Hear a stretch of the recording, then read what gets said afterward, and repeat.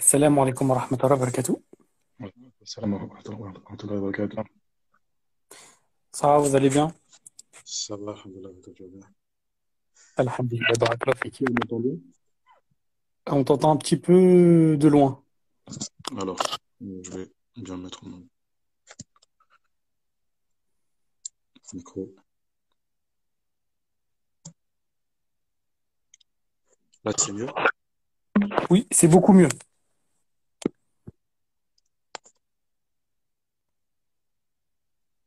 Ouais, c'est beaucoup mieux. Donc, t'es prêt?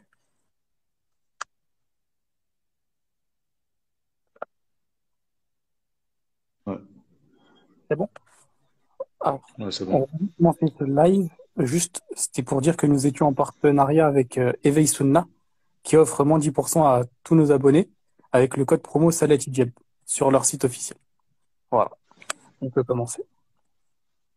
D'accord. Je te laisse commencer alors.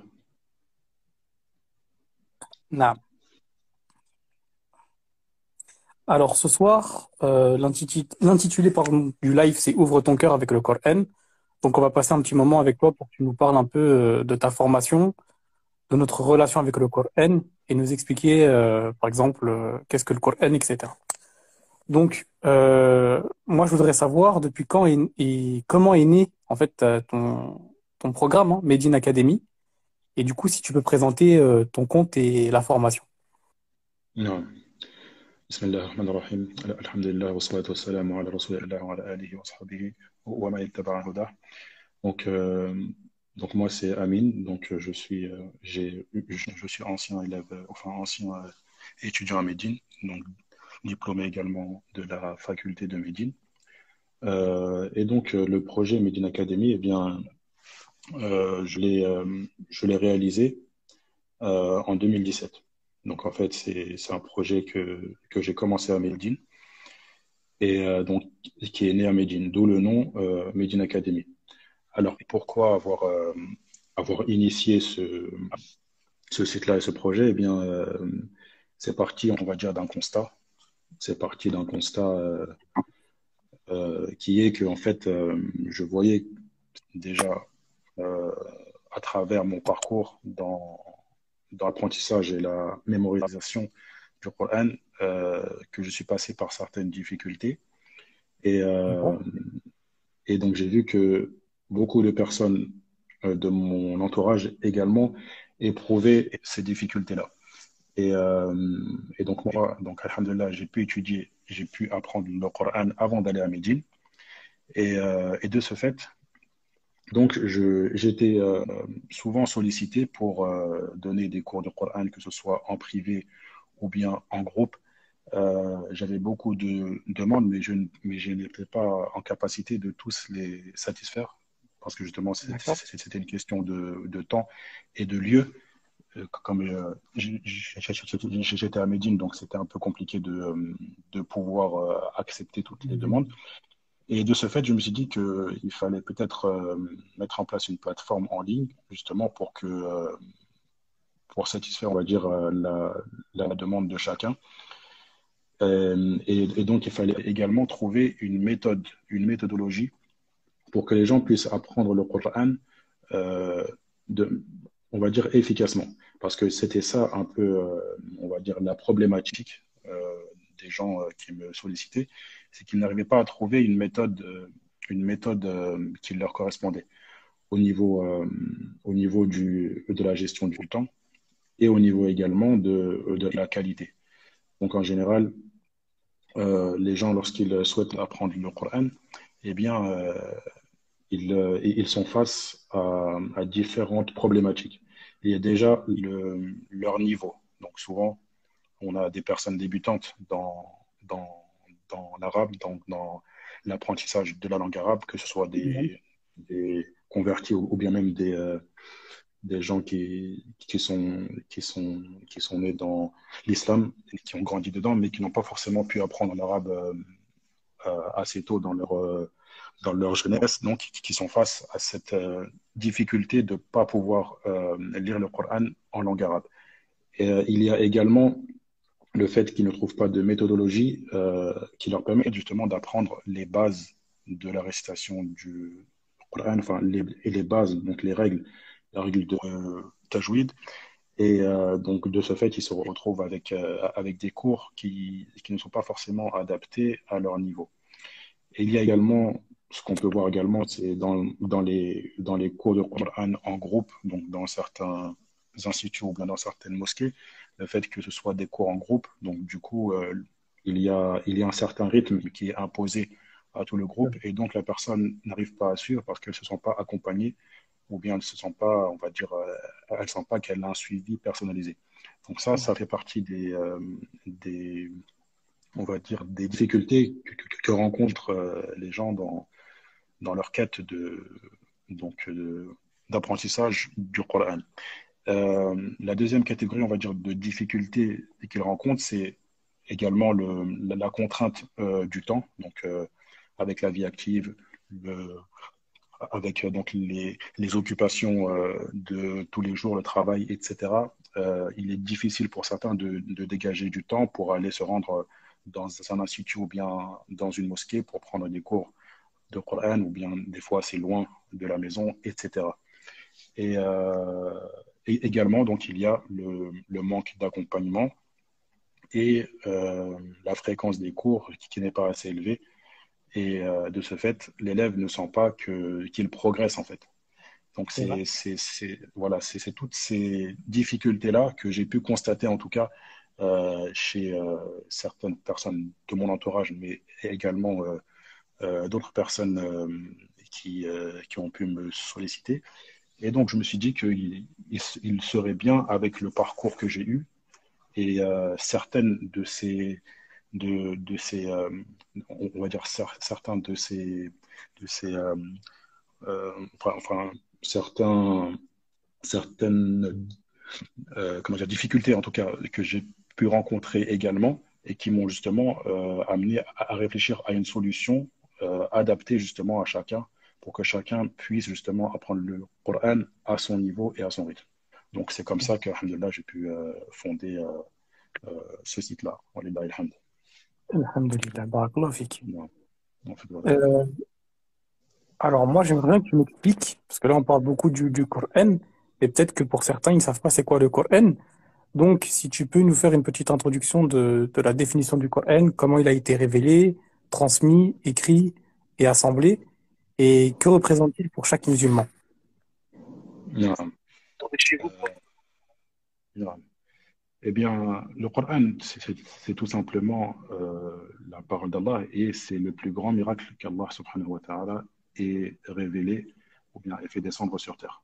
Yani, un, donc un livre qu'Allah ta'ala donc a révélé à son messager Mohammed sallallahu alayhi wa sallam, qui est donc le sceau des messagers et donc le dernier des messagers et des prophètes.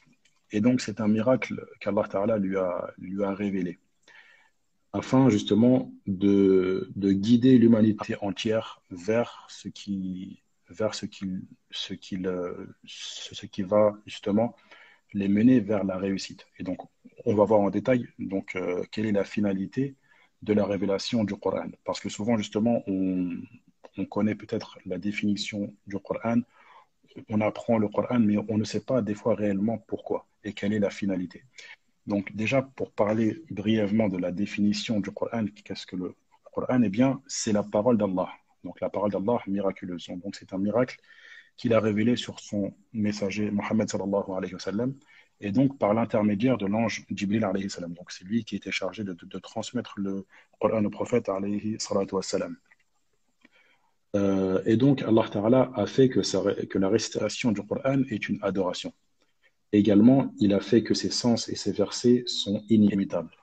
Et c'est pour ça que le Coran est un miracle. Parce qu'Allah Ta'ala a mis au défi donc les Arabes, donc le peuple du message d'Allah, alayhi salatu wassalam, donc il les a mis au défi de pouvoir ramener ne serait-ce qu'une sourate ou un verset similaire au Coran. Et pourquoi? Parce que eh bien, les Arabes étaient connus pour être des gens très éloquents, des poètes qui maniaient bien donc la langue arabe et qui se vantaient de cette éloquence-là. Donc Allah Ta'ala a révélé le Coran parmi les buts du Coran, c'est justement de mettre au défi les Arabes de ramener un texte similaire au Coran. Et donc, c'est ainsi qu'Allah Ta'ala a rendu eh bien, le Coran un miracle et justement une guidée pour l'humanité. Ensuite, tu avais dit dans ta question comment donc, il a été transmis, comment il a été donc écrit, etc. Donc, le Coran a été transmis par deux voies de transmission différentes, si on peut les catégoriser comme ça. Donc, il y a la transmission par la voie orale, donc le fait que Allah Ta'ala, eh bien, euh, donc, lorsqu'il voulait, lorsqu'il voulait donc révéler un verset ou bien une sourate, eh bien, il, euh, il chargeait l'ange. Donc, il chargeait l'ange Jibril alayhi salam, donc de transmettre la révélation au message d'Allah alayhi salatu wassalam. Et donc, cet ange-là, donc, il faisait l'intermédiaire. Il écoutait les versets auprès d'Allah Ta'ala et il descendait sur terre pour les révéler au message d'Allah alayhi salatu wassalam. Donc ça, c'est la voie orale. Ensuite, le message d'Allah alayhi salatu wassalam, eh bien, il transmettait ces versets à ses compagnons. Il leur récitait ces versets, donc, oralement. Et il prenait soin justement de bien leur réciter et d'écouter également les compagnons réciter à leur tour afin justement de s'assurer de leur bonne lecture et de leur bonne récitation et d'être sûr qu'il n'y a pas d'erreur afin que ces derniers justement puissent transmettre le Coran. Et donc c'est ainsi que le Coran s'est transmis de génération en génération avec des chaînes de transmission jusqu'à nos jours. Donc ça, c'est la transmission du Coran par la voie orale. Ensuite, il y a eu la transmission du Coran par la voie écrite. Parce que lorsque le Coran était révélé au message d'Allah, alayhi salatu wassalam, eh bien, les compagnons, donc, devaient transcrire les versets. Parce que comme on le sait, le message d'Allah, alayhi salatu wassalam, était illettré. Donc, il ne savait ni lire ni écrire. Donc, ainsi, il avait des scribes parmi les compagnons qui étaient chargés de retranscrire les versets qu'il leur récitait. Si bien que le compagnon Zayd ibn Thabit disait donc je transcrivais la révélation donc, des versets du Coran dictés par le message d'Allah alayhi salatu wassalam. Puis lorsque je terminais, il me demandait de lire, donc de lire ce que j'avais écrit. Et je lisais. S'il y avait une faute, il la corrigeait, puis je m'en allais la transmettre aux gens. Donc ça, c'est la première étape de la transcription du Coran, donc de la transmission par voie écrite du Coran. Et donc, du vivant du message d'Allah, le Coran n'a pas été rassemblé dans un seul livre. Donc, il a été écrit parce que il a été révélé tout au long de sa vie en tant que prophète, c'est-à-dire pendant ces 23 ans qu'il était donc le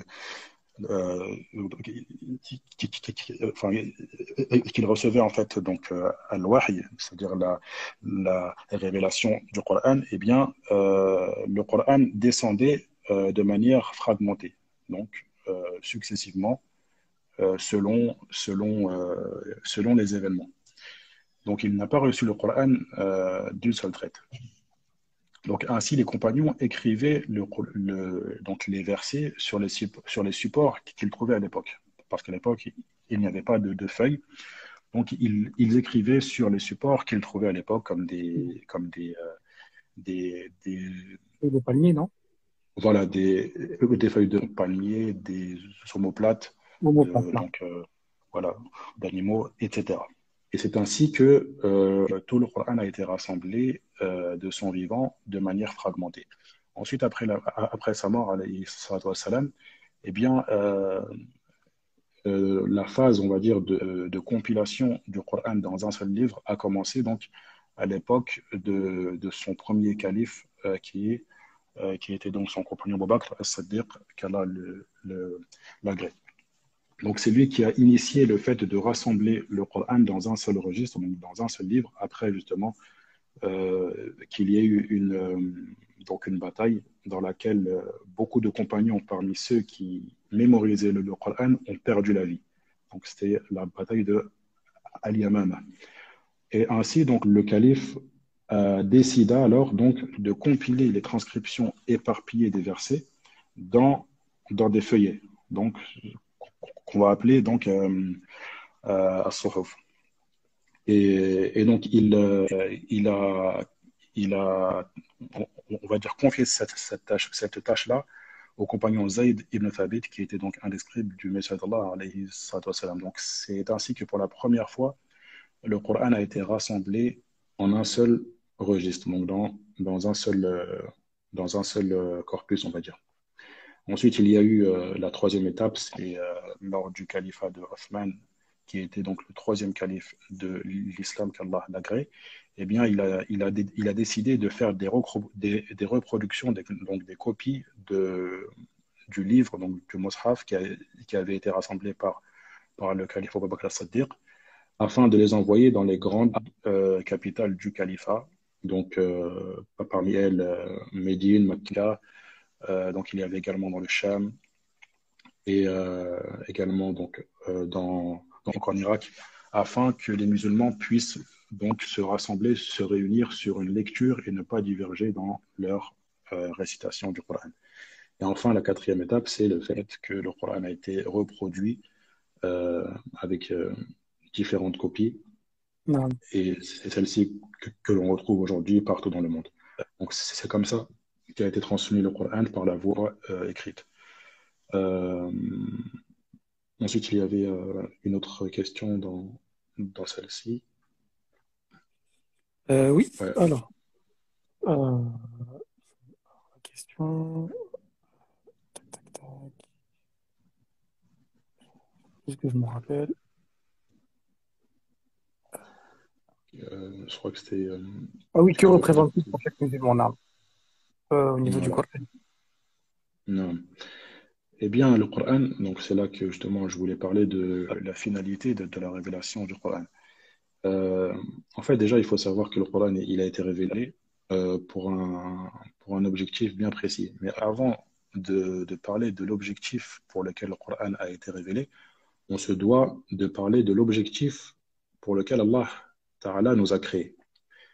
Donc, Allah Ta'ala nous a créés pour un but bien précis sur terre, donc qui est de l'adorer, de concrétiser at-tawhid, donc l'unicité d'Allah subhanahu wa ta'ala, et de lui vouer un culte exclusif, que ce soit dans l'adoration par les actes, par le cœur ou bien par les paroles. Et donc, en concrétisant cet objectif, eh bien, on aspire à atteindre la satisfaction d'Allah Ta'ala et le paradis. Donc ça, c'est ce que recherche tout musulman lorsqu'il adore Allah subhanahu wa ta'ala. Il recherche justement à atteindre sa satisfaction.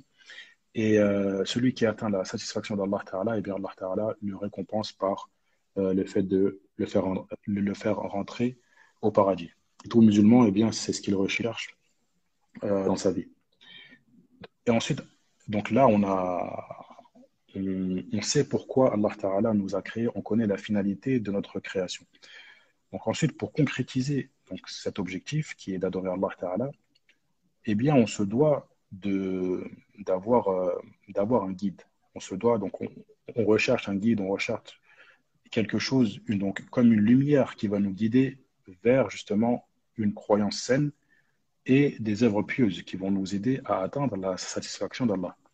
Et donc cette lumière, eh bien, c'est Al-Qur'an, c'est le livre d'Allah subhanahu wa ta'ala. Donc tout ce que nous recherchons, on va dire, pour atteindre notre objectif qui est d'adorer Allah ta'ala seul, pour atteindre sa satisfaction, eh bien tout cela se trouve dans le Coran. Parce que le Coran, justement, est un livre de guidée. Donc le Coran est un livre qui est venu donc guider l'humanité vers ce qu'il y a de meilleur pour elle. Il a été révélé aux hommes afin qu'ils recherchent la guidée dont ils ont besoin justement pour atteindre l'objectif ultime qui est d'adorer Allah pour atteindre sa satisfaction. Et donc, Allah Ta'ala dit à ce sujet dans le Coran, إن هذا القرآن يهدي للتي هي أقوم ويبشر المؤمنين الذين يعملون الصالحات أن لهم أجرا كبيرا. Donc certes, ce Coran guide vers ce qu'il y a de plus droit. Et il annonce aux croyants qui font de bonnes œuvres qu'ils auront une grande récompense. Donc le Coran est un guide pour les croyants. Est un guide pour les croyants. Donc c'est ça que nous devons rechercher dans notre apprentissage du Coran.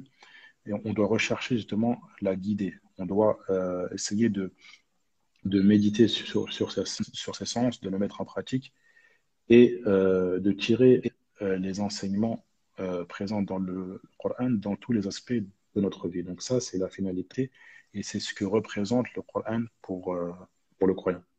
Allahu alam. Barakallahu fik pour ces Je t'en prie. explications. Et concernant en fait le tajwid, est-ce que tu pourrais nous expliquer d'où viennent en fait ces règles? Naam. Donc, euh, donc le Coran, c'est déjà, donc avant de parler du tajwid, on va parler justement de, de cette adoration qui est la récitation du Coran. Donc Allah Ta'ala a révélé le Coran et il en a fait un livre qui se récite, donc des versets qui se récitent. Donc c'est une adoration que de réciter le Coran. Donc le Coran doit être récité comme il a été révélé au message d'Allah, alayhi salatu wassalam, et comme lui-même l'a récité et l'a enseigné à ses compagnons. Ainsi, pour avoir une bonne récitation, eh bien, on se doit d'étudier donc des règles. Donc ces règles qu'on appelle les règles de tajwid. Mais les règles de tajwid ne sont pas des règles qui étaient présentes donc lorsque le Coran a été révélé. Alors pourquoi on les étudie aujourd'hui et pourquoi les savants ont élaboré ces règles-là? Eh bien, il faut savoir que Allah Ta'ala, donc, il a révélé le Coran à son prophète dans la langue de son peuple. Donc, dans la langue de son peuple, afin qu'il puisse le comprendre, le méditer et donc le mettre en pratique. Comme il dit dans le Coran, donc dans le sens du verset, dans Surat Yusuf, nous l'avons fait descendre un Coran en langue arabe, afin que vous raisonniez. Donc, les règles de tajwid, ce sont des règles de récitation. Ce sont des règles de récitation du Coran, mais en fait qui ne sortent pas des codes de la langue arabe. Donc, le but, c'est de pouvoir faciliter la lecture et l'apprentissage du Coran, surtout pour les personnes donc, enfin, qui ne parlent pas l'arabe couramment ou bien qui n'ont pas étudié l'arabe ou bien dont l'arabe n'est pas leur langue maternelle. Et c'est comme ça que les règles de Tajwid sont apparues. Lorsque justement l'islam a connu une expansion, donc à l'époque du calife Ali Ibn Abi Talib, lorsque justement ils ont entrepris ou bien ils ont continué les conquêtes islamiques jusqu'à arriver même aux portes de la Chine, donc à l'est, et jusqu'à arriver en Andalousie à l'ouest, eh bien, il était normal que beaucoup de peuples qui n'étaient pas arabophones sont rentrés dans la religion. Mais ces peuples, donc, du fait qu'ils ne maîtrisaient pas la langue arabe parce qu'ils ne la connaissaient pas, eh bien, ils faisaient des erreurs dans leur récitation du Coran. Et parfois même des erreurs qui pouvaient changer le sens des versets. Et donc, lorsque les Sahaba ont remarqué cela, eh bien, ils ont eu peur que justement le Coran soit récité de manière erronée et soit transmis comme cela.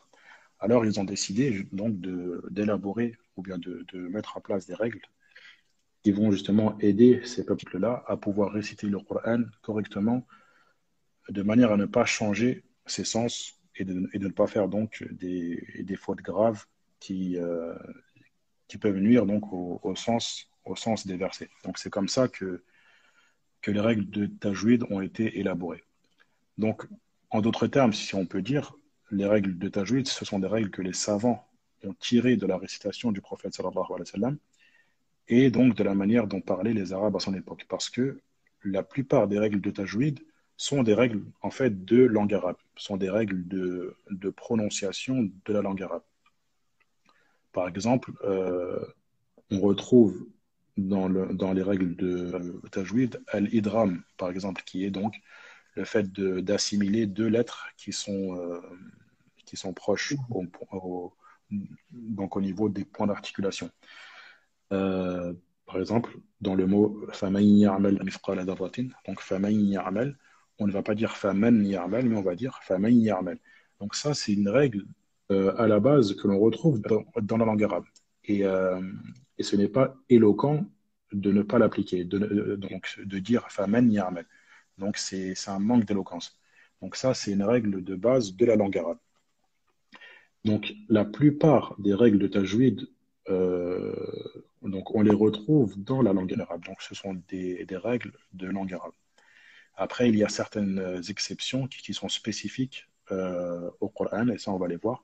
Mais donc, pour justement bien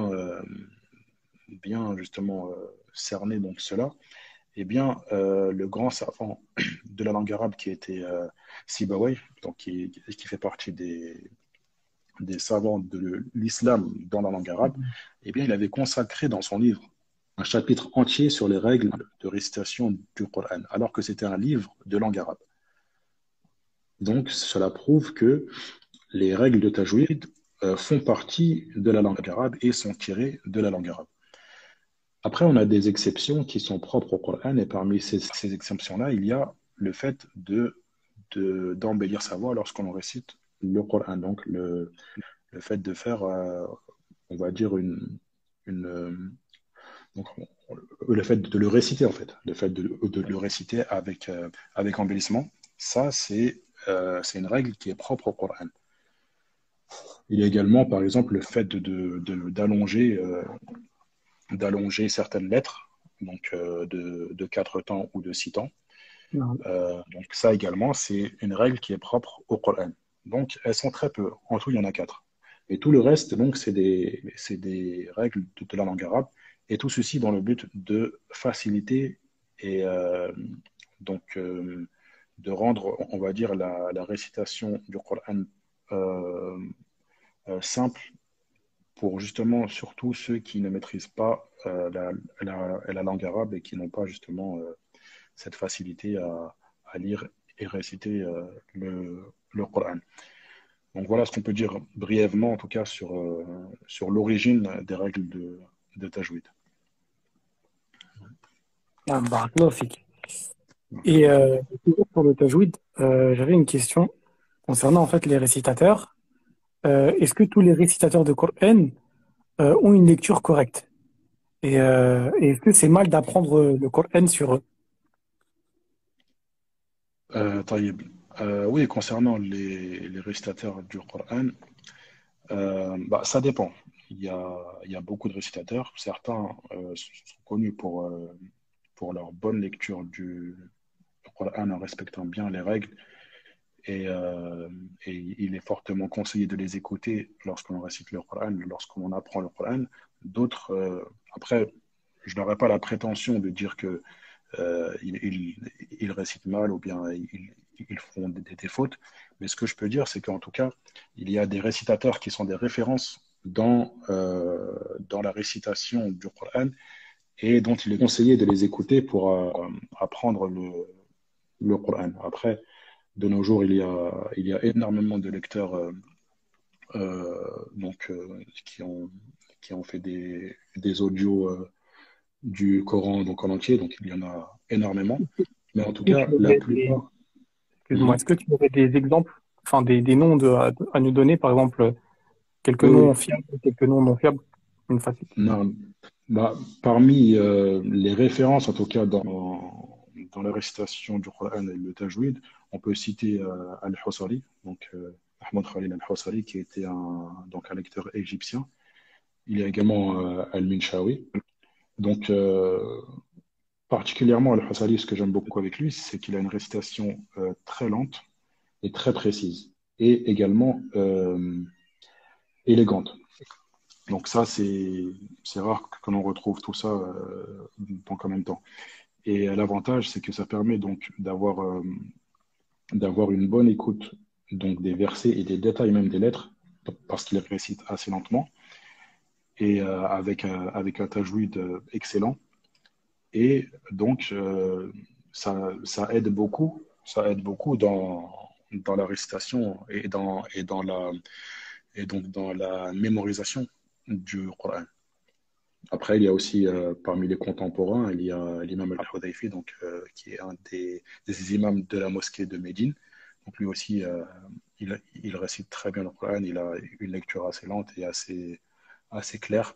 Naam, mashallah. Euh, voilà, donc Après, il y en a d'autres également, mais ceux que je retiens en tout cas pour apprendre le Coran, c'est ces trois-là, du fait qu'ils ont une lecture lente, précise et élégante. Ouais. Taïb. Après, Barakallah. on fait barakallah.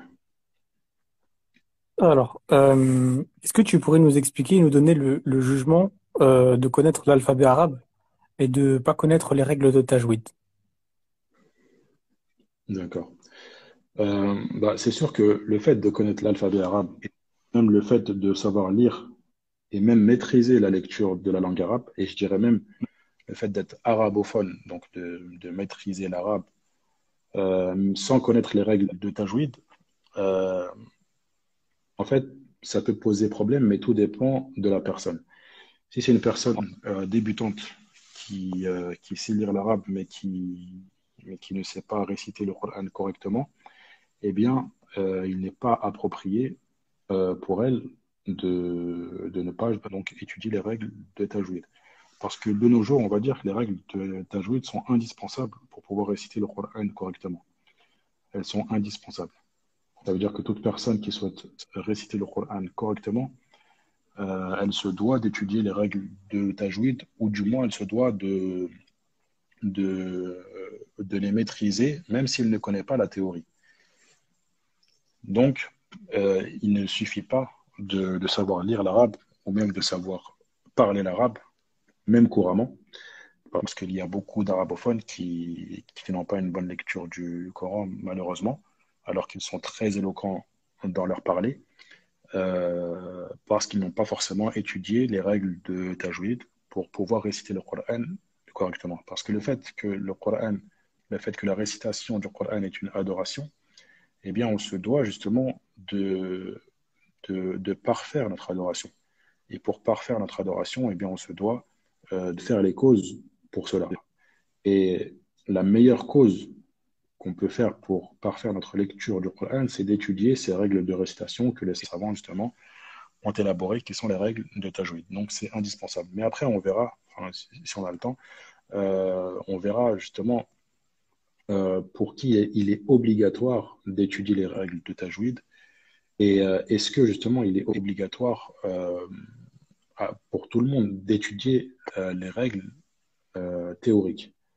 Parce qu'une personne qui sait réciter le Coran sans avoir étudié les règles de tajwid, eh bien, elle n'aura pas le même jugement ou le même statut que la personne qui ne sait pas réciter le Coran et qui doit justement étudier les règles théoriques pour pouvoir bien le réciter. Donc, si on a le temps, Inch'Allah, on pourra parler de ça en détail. Bien sûr, Inch'Allah, avec plaisir. Ouais.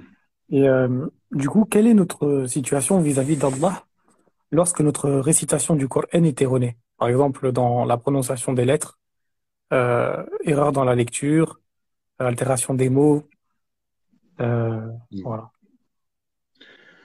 Euh, Là aussi, en fait, tout dépend du profil de la personne euh, et qui récite le Coran. Parce que tout le monde n'a pas le même niveau de lecture, n'a pas le même niveau d'arabe. Et, et ainsi, donc, il faut essayer de contextualiser les choses. Déjà, donc, ça nous amène à savoir est-ce que justement il est obligatoire d'étudier les règles de Tajwid. Parce que c'est une question qui revient souvent. C'est une question qui revient souvent et dans laquelle donc, les avis sont partagés. Donc certains savants vont dire que le fait d'étudier les règles de Tajwid, c'est obligatoire pour toute personne qui souhaite donc apprendre le Coran. C'est- c'est quelque chose d'obligatoire parce que c'est le seul moyen de pouvoir réciter le Coran correctement. Et comme il y a une règle de fiqh qui dit que si une chose, si une chose est indispensable pour nous mener vers l'accomplissement d'un acte obligatoire, eh bien, cette chose-là devient également donc obligatoire. Donc, elle prend le jugement, donc la cause prend le jugement de l'objectif. Donc là, la cause, c'est d'étudier les règles de tajwid et l'objectif, c'est de pouvoir réciter le Coran correctement. Et le fait de réciter le Coran correctement, c'est obligatoire. Donc, on se doit de réciter le Coran correctement, bien sûr, du mieux que l'on peut. Donc, ces savants-là, à travers cette règle-là, voient que le fait d'étudier les règles de tajwid, c'est obligatoire pour tout musulman. D'autres savants disent que ce n'est pas obligatoire, mais ce qui est obligatoire, justement, c'est de réciter le Coran donc, donc, en évitant au mieux de faire des erreurs. Et ils voient que le tajwid, c'est un embellissement et c'est réservé justement à des étudiants en sciences qui, eux, doivent l'apprendre pour le transmettre et pour on va dire, que cette science soit préservée et ne soit pas abandonnée. Euh, mais ce qu'on peut dire euh, pour justement donner une définition plus précise et donc le jugement, c'est qu'en fait, on doit voir selon la personne que l'on a en face de nous. Donc, ce qu'on peut dire, c'est que la mise en application des règles de tajwid, de manière générale, elle est obligatoire pour tout musulman. Donc, c'est-à-dire que le fait de l'appliquer, même si on ne connaît pas la théorie, eh bien, c'est obligatoire. Par exemple, si une personne débutante veut apprendre le Coran et qu'elle va donc vers un enseignant, cet enseignant, euh, il peut remarquer selon le profil de l'élève qu'il est plus judicieux de lui apprendre le Coran oralement sans lui parler des règles pour pas que cela soit trop lourd pour cette personne-là. Donc, elle va lui faire répéter les versets oralement. Et elle va s'assurer, donc il va s'assurer que l'élève récite bien le Coran en respectant les règles. Et c'est ce qui arrive. Donc, ça veut dire que là, l'élève, il a appris à réciter le Coran correctement oralement sans connaître forcément la théorie, sans connaître la règle de Al-Idram, voilà, sans spécifiquement connaître les règles théoriques. Donc, ça montre que ce qui est important, c'est de maîtriser la récitation du Coran oralement, donc dans la pratique, même si on ne connaît pas les règles théoriques. Donc, c'est pour ça que j'ai dit que ce qui est obligatoire, c'est la mise en application des règles de tajwid dans la lecture. Et ça, de manière générale. Euh, et donc, ceci dans le but donc, d'éviter les erreurs dans notre lecture du Coran, et plus particulièrement les erreurs qui peuvent amener à une altération des sens des versets. Donc ça, c'est, on va dire, le statut juridique du tajwid. Après, c'est là qu'on en vient aux erreurs dans la récitation du Coran. Parce que justement, lorsqu'on a vu cette définition-là, eh bien, on se doit justement de connaître les différents types d'erreurs qui peuvent être commises dans la lecture du Coran et voir justement quelles sont celles qui peuvent amener à une altération du sens des versets et donc celles qui sont des erreurs majeures. Donc, c'est là qu'on voit qu'il y a deux types d'erreurs. Il y a l'erreur mineure, que l'on appelle en arabe al-lahn al-khafi, et il y a l'erreur majeure qui est al-lahn al-jali. Donc, l'erreur mineure, elle est définie par les savants comme étant donc une erreur qui n'a aucune influence sur le sens du verset. Donc, elle a pas d'influence sur le sens du verset. Donc, celui qui commet cette erreur dans sa lecture, il n'aura pas forcément été fautif d'un point de vue où il n'aura pas changé le sens du verset. Et donc, s'il fait cette erreur sans faire exprès, eh bien, il n'est pas fautif et il ne commet pas de péché. Par exemple, le fait de ne pas appliquer un allongement. Parce que, comme on l'a dit, la règle de l'allongement fait partie des règles de tajwid spécifiques au Coran. Donc, le fait d'allonger un mot, par exemple, de 4 temps ou de 6 temps. Donc, si on prend le mot, donc le ciel, as-sama'u, donc lorsqu'on parle arabe, donc en dehors du Coran, on va dire as-sama'u, donc deux temps normal. Donc ça fait partie donc de l'étymologie du mot. Mais lorsqu'on récite le Coran, eh bien cet allongement va être transformé et on va l'allonger de quatre temps. Donc on va dire as-sama'u. Donc il faut bien respecter cette règle-là. Par contre, si quelqu'un fait une erreur et dit as-sama'u, donc par exemple was-sama'i dhatil buruj, il ne dit pas was-sama'i, mais il va faire deux temps. Donc là, c'est une erreur. C'est une erreur dans la récitation du Coran, mais ce n'est pas une erreur qui va changer le sens. Donc le fait d'allonger de deux temps, quatre temps ou six temps, ça n'a pas d'incidence dans le sens du verset, et donc ce n'est pas une erreur qui est considérée comme une erreur majeure, mais une erreur mineure. Bien sûr, il faut l'éviter lorsqu'on connaît les règles de tajwid. Et c'est pour ça que ici, le débutant et la personne confirmée n'ont pas le même statut. Donc la personne débutante qui commet cette erreur-là, donc par ignorance, eh bien, elle n'est pas, donc voilà, elle ne sera pas fautive, on va dire. Mais la personne qui a étudié les règles et qui connaît bien cette règle-là, mais qui ne l'applique pas, eh bien là, elle est fautive. Et si elle le fait par négligence même, ça peut être très grave. Ça peut même être de l'ordre du péché. Voilà. Ensuite, il y a l'erreur majeure, al-lahn al-khafi, al-lahn al-jali, donc l'erreur majeure. Donc celle-ci, c'est l'erreur qui va amener à une altération du sens du verset. Donc elle va changer le verset. Et ça peut être un péché si la personne le fait avec négligence. Par exemple, le fait de... Donc il y a différents types d'erreurs majeures. Il y a le fait de changer une voyelle par une autre, ou bien le fait de changer une lettre par une autre, ou bien le fait d'enlever une lettre. Donc on va essayer de prendre un exemple avec le fait de changer ne serait-ce qu'une voyelle. Parce qu'en langue arabe, chaque voyelle donc, a sa fonction. Donc lorsqu'on dit, lorsqu'on a une dhamma, eh bien, ça a un sens précis. Lorsqu'on dit Allahu dans une phrase, eh bien, ça a un sens précis. Lorsqu'on dit Allah ou bien Allahi, eh bien, le sens n'est pas le même. Par exemple, Allah Ta'ala dit dans le Coran, Innama yakhsha Allah min ibadihi al-ulama. Donc, dans le sens approximatif du verset, parmi ses serviteurs, seuls les savants craignent Allah. Donc là, Allah Ta'ala, il a dit, Innama yakhsha Allah. Donc, il a fait précéder le, on va dire, celui qui subit l'action, donc al-maf'oul, il l'a fait précéder sur le sujet. Donc il a dit innama yakhsha Allah min ibadihi al-ulama. Donc seuls les savants craignent Allah. Mais si on le prend dans le sens mot à mot, donc on aurait dit seuls craignent Allah les savants. Donc vu que Allah Ta'ala c'est comme un complément, donc comme un COD en français, un complément d'objet direct, il a une fatha. Innama yakhsha Allah.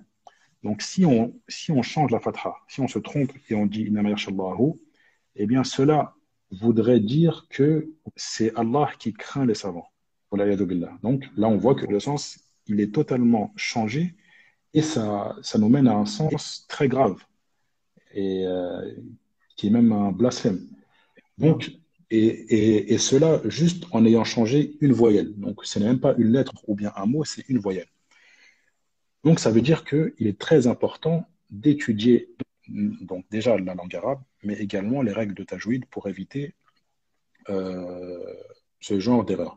Ensuite, une erreur qui est plus de l'ordre donc des règles de tajwid, donc de la prononciation des lettres. Par exemple, le fait de remplacer une lettre par une autre. Parce que dans le tajwid, on étudie les points d'articulation des lettres. C'est même le chapitre principal et celui que l'on étudie en premier, les points d'articulation des lettres, afin de savoir chaque lettre d'où elle sort.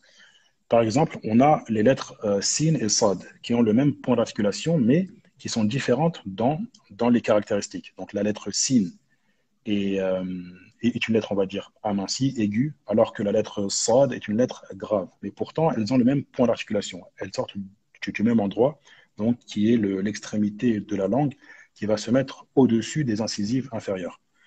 Mais si, par exemple, Allah dit dans le Coran, Asa rabbukum an yarhamakum. Donc là, Asa, c'est un signe. Mais si on dit Asa, Donc, si on remplace le sin par un sad, eh bien, c'est comme si on avait dit, donc là, le sens du verset, c'est il se peut que votre Seigneur vous fasse miséricorde. Asa, donc, asa, ça veut dire peut-être, il se peut. Mais si on dit asa, eh bien, ça veut dire désobéir. Donc, c'est comme si on avait dit que Allah Ta'ala a désobéi. Et là aussi, c'est un sens très grave et c'est une erreur très grave. D'où le fait qu'il faut éviter les erreurs qui peuvent altérer le sens des versets. Wallahu a'lam. Là, ça va juste être l'heure de la prière ici, donc ils vont faire la vanne. Je vais Non. juste Bah, ce devoir. que je vous propose, Inch'Allah, c'est de nous envoyer directement un message. On se reconnectera d'ici quoi? Une quinzaine de minutes et on finira les questions et Voilà, on 15 répond. minutes, Inch'Allah. Inch'Allah. Ouais, Bon, on se dit à tout à l'heure, Inch'Allah. Inch'Allah. Ça va, très bien.